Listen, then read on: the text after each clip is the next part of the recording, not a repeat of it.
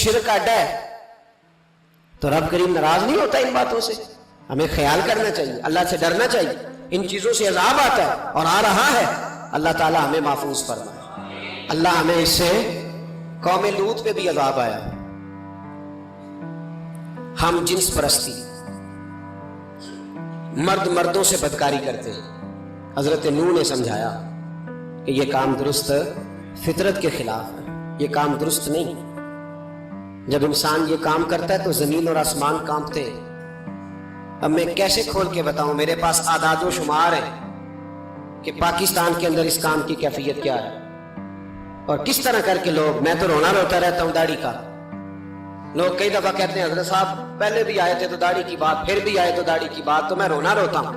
इसलिए रोता हूं कि जो क्लीन शेव नौजवान होता है वो अमरत के हुक्म में, उस पर वही हुक्म लगता है जो औरत पे लगता है। उसके साथ मर्द का उठना बैठना उसी तरह ना जाएगा जिस तरह औरत के साथ। हजरत जुनैद बगदादी रहमतुल्लाह ताला अलैह के सामने एक शख्स ने कहा वो कितना खूबसूरत नौजवान जा रहा है, तो आप फरमाने लगे तू तो हाफिज़े कुरान नहीं कहा? हाँ। फरमाने लगे जा अपने हिफ्ज़ की खैर मना। वो शख्स कहता है मैंने उस बगैर दाढ़ी वाले क्लीन शेव नौजवान को बुरी नजर से देखा, मुझे कुरान पाक ही भूल गया, सारा कुरान पाक भूल। और कितने साल मैं दुआएं करता रहा, बैतुल्लाह के तवाफ करता रहा, मैं याद भी करता तो नहीं होता। कैसे अब तो हमारा नाथ काम ब्यूटी पार्लर से हो गया, हम किसी और को क्या पैगाम, वो पैगाम, वो निजाम, वो तरीकाकार जिसका हुक्म था शरीयत में। कौम लूत पर अजाब आया। सही बैठते होंगे बच्चे जो मोटरसाइकिलों पे बैठते हैं। मैंने गुजरांवाला की सड़कों पे बच्चों को, नौजवानों को जो तमाशे करते सरेआम देखा है तो मुझे डर लगता है। और कोई रोकने वाला नहीं, शुगल हो रहा है, हंस रहे हैं और सामने औरतें भी है, सब हो रहा है। कितनी तकलीफ की बात।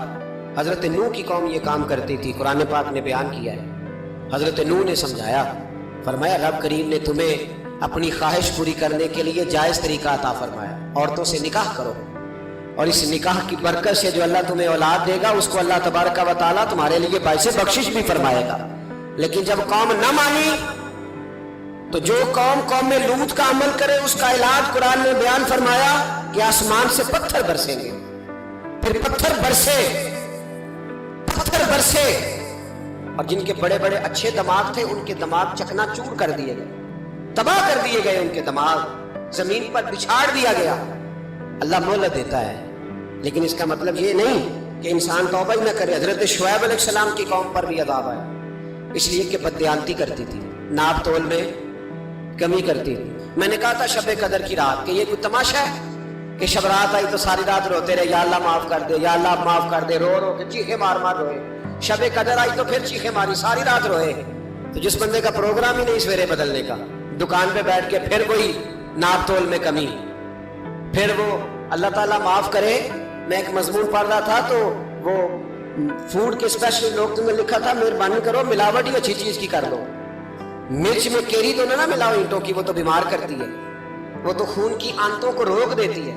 वो कहने लगा और वो कहता मैं तुम्हें बताता हूँ कौन कौन सी चीज मिलाई जा सकती है, वो मिलाओ। खुदारा इस कौम पे रहम करो, मेहरबानी। एक दोस्त है हमारे, मैं वजीराबाद में उनके घर बैठा था तो एक मेडिकल, मेरा किसी शख्स पे इतराज करने का, मैं मजमूई बात करता हूँ। मैं ऐसे डॉक्टरों को जानता हूँ जो अल्लाह ताला फजल करे सचमुच के नेक हैं, अच्छे लोग। तो बच्चे का मेडिकल स्टोर है, तो वालिद बीमार हो गया, तो कहता है अब्बा जी डॉक्टर साहब ने कहा आपको ड्रिप लगनी है। तो सगे बाप को ड्रिप लगाने लगा तो बाप क्या कहता है, कहता है पुत्र तेरी मेहरबानी मैनू कोई असली लाई, ओ ना लाई जेडी लोगों को लाना है।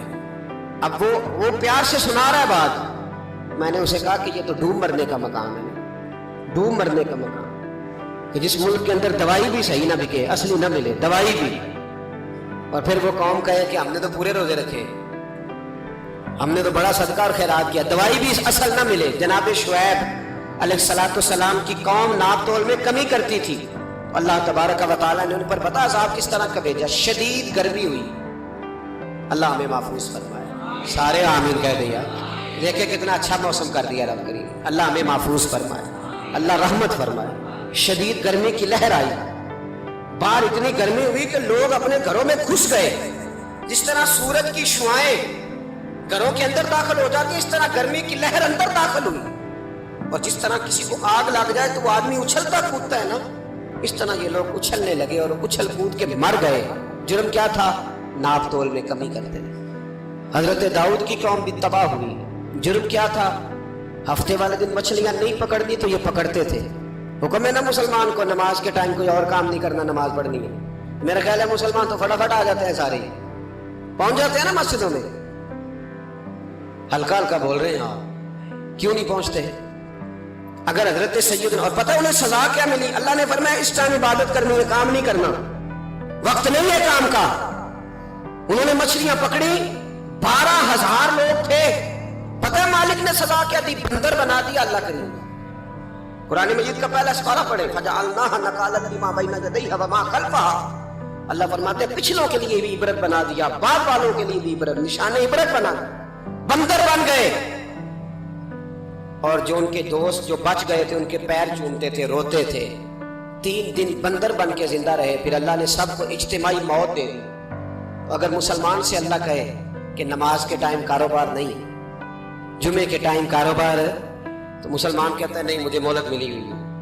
یہ تو اس وقت پتہ چلتا ہے نا جب بچے ڈیوٹی لگاتے، ہاں ہاں ہاں عذاب آتا ہے، اس وقت پتہ چلتا ہے۔ میں نے دیکھا یہ منظر، اس وقت پتہ چلتا ہے جب بچے کسی ملازم 6,000 کی ڈیوٹی لگاتے، کہتے ہیں ابے کا دھیان رکھنا، ہم دکان پہ بیٹھنے لگے۔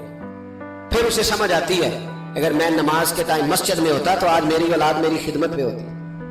میں نماز کے ٹائم مسجد نہیں گیا تو بچوں نے 6,000 کا ملازم اٹھایا ہے، ابا جی کا خیال رکھ، ایک نرس بلائی ہے، تو خیال رکھ۔ کدھر ہوتے ہیں مسلمان نماز کے ٹائم؟ ایک عیسائی نے اعتراض کیا ہے، سنیں، وہ کہتا ہے مجھے لگتا ہے مسلمانوں کے 3 خدا ہیں۔ مسلمان اڑ گیا، کہنے لگا نہیں ہمارا تو ایک ہے، کہا نہیں 3 ہے، معاذ اللہ استغفر اللہ، ہمارا ایک ہے۔ کہنے لگا نہیں میں ثابت کرتا ہوں، ایک تمہارا خدا 5 نمازوں کا ہے، ایک رمضان کا ہے، ایک عید کا ہے۔ لگتا ہے معاذ اللہ عید والا زیادہ تگڑا ہے، تم زیادہ آتے ہو، رمضان والا لگتا ہے اس سے کچھ کمزور ہے، تم تھوڑے آتے ہو، اور 5 نمازوں والا شاید سب سے کمزور ہے۔ بات عقل کی ہے کہ نہیں؟ اس نے اعتراض ٹھیک کیا، تو مسلمان کو چاہیے نا خیال کرے۔ ایک یہودی نے لکھا تھا، اس نے کہا تھا جس دن مسلمانوں کی تعداد فجر کی نماز میں اتنی ہو گئی جس دن جتنی جمعے میں ہوتی ہے، اس دن نہ کوئی یہودی سازش کرے گا نہ کوئی عیسائی تلوار نکالے گا۔ شرط یہ ہے کہ یہ اسی طرح فجر پڑھنے آئیں جس طرح جمعہ پڑھنے آتے ہیں۔ تو پھر کوئی شخص بھی ان کو کسی جگہ شکست دے سکتا تو ہمارے گناہ ہمیں پریشان کرتے ہیں۔ یہ جتنی آزمائشیں ہیں ان کے پس منظر میں گناہ ہیں۔ ہماری زندگی کے اندر جتنی تکلیفیں، ہماری پریشانیوں کا سبب ہم خود ہیں۔ بہت ساری جگہوں پہ ہم غلطی کرتے ہیں، اس کی ہمیں سزا ملتی، غلطی کی سزا۔ ایک نوجوان نے مجھے بڑی گہری بات سنائی، میرا قریبی تعلق تھا، کہنے لگا گھر میں بڑا مسئلہ ہے، بڑی پریشانی ہے، ماں اور بیوی کا ماحول اتنا سخت ہو گیا ہے کہ نمٹ نہیں سکتا۔ آپ یقین کریں میں نے ڈیٹیل سے ساری چیز کو اسٹڈی کیا، میرے پاس اتنا وقت نہیں ہوتا، پھر بھی میں نے اس فیملی کو پورا پڑھا تو غلطی نوجوان کی نکلی، نہ اس پہ اماں اعتبار کرتی ہے نہ بیوی اعتبار کرتی ہے۔ اس نے جھوٹ بول بول کے اس طرح کی ماحول پیدا کر دیا ہے کہ کوئی اس پر اعتماد کرنے کو تیار ہے۔ اگر آپ ناراض نہ ہو تو ایک بات کروں، پتہ ہے گھر میں ماحول کب خراب ہوتا ہے؟ باہر والے ہماری تقریر سنتے ہیں، گھر والے ہمارا عمل دیکھتے ہیں۔ جب وہ دیکھتے ہیں نا کہ یہ کس طرح کا شخص ہے، اس کے رویے، اس کا کردار، اس کا لب و لہجہ کتنا برا ہے، اور یہ کردار کا کتنا کمزور ہے۔ اعلیٰ حضرت فرمایا کرتے تھے نیک وہ ہوتا ہے جس کی تنہائی صاف ستھری ہوتی ہے، اس لیے ماحول بگڑ جاتا ہے۔ یہ جو ہم کہتے ہیں نا میرے سجن بڑے بنتے ہیں پھر ٹوٹ جاتے ہیں، کچھ لوگ ایسے ہوتے ہیں جو ان کے پاس جاتا ہے انہی کا ہو جاتا ہے، وہ کہیں اور کے قابل کیوں بھلا؟ اس لیے کہ ان کے کردار میں ٹھنڈک دیکھتا ہے، ان کے لب و لہجے میں مٹھاس دیکھتا ہے، اس شخص میں اتنی خوبصورتی دیکھتا ہے کہ اسی کا بن جاتا ہے۔